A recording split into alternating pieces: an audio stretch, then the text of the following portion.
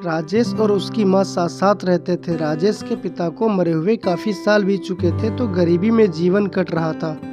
माँ मजदूरी करके अपना और अपने बच्चे का पेट भरती थी, लेकिन राजेश को पढ़ा रही थी। उसे विश्वास था ये पढ़ लिख कर एक बड़ा आदमी बनेगा। माँ की एक ही आंख थी और उस वजह से राजेश को अपनी माँ के साथ कहीं भी जाने में शर्म आती थी।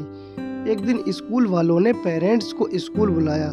राजेश की माँ भी स्कूल गई। वहाँ पर राजेश के सभी दोस्तों ने उसकी माँ की एक आंख की वजह से उसका मजाक उड़ाया और उसको कानी माँ का बेटा कहकर चिढ़ाने लगे।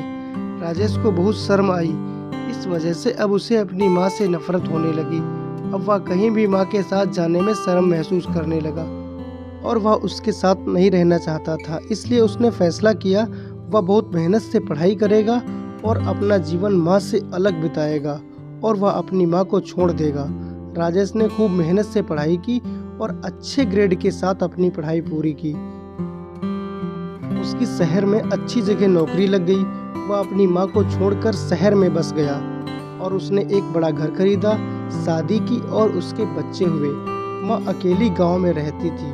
उसको आस थी कि उसका बेटा एक दिन उसके पास जरूर आएगा। राजेश एक सुखी सफल जीवन जी रहा था।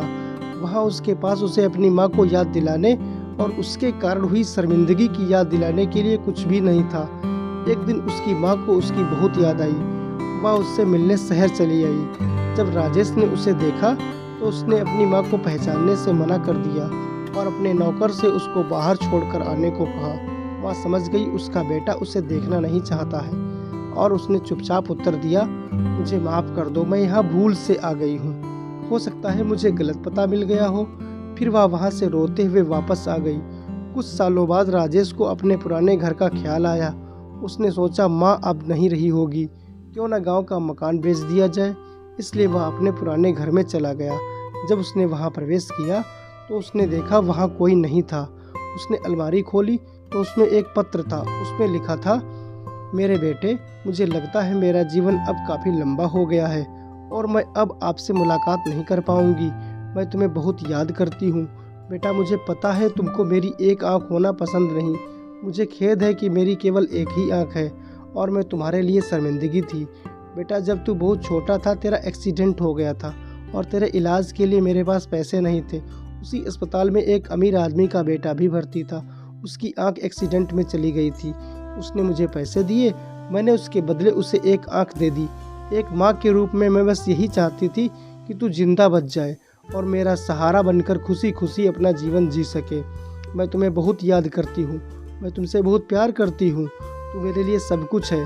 तू हमेशा खुश रहना। ये पत्र पढ़ते पढ़ते राजेश की आंखों से आंसू आ गए। उसको अपनी गलती पर पछतावा होने लगा, पर अब बहुत देर हो चुकी थी। इस दुनिया में उसको सबसे ज़्यादा प्यार करने वाली उसकी माँ अब उससे बहुत दूर जा चुकी थी। वह ज़ोर ज़ोर से रोने लगा। उसके रोने की आवाज़ पूरे मकान में गूंजने लगी। लोग मकान के बाहर इकट्ठा होने लगे।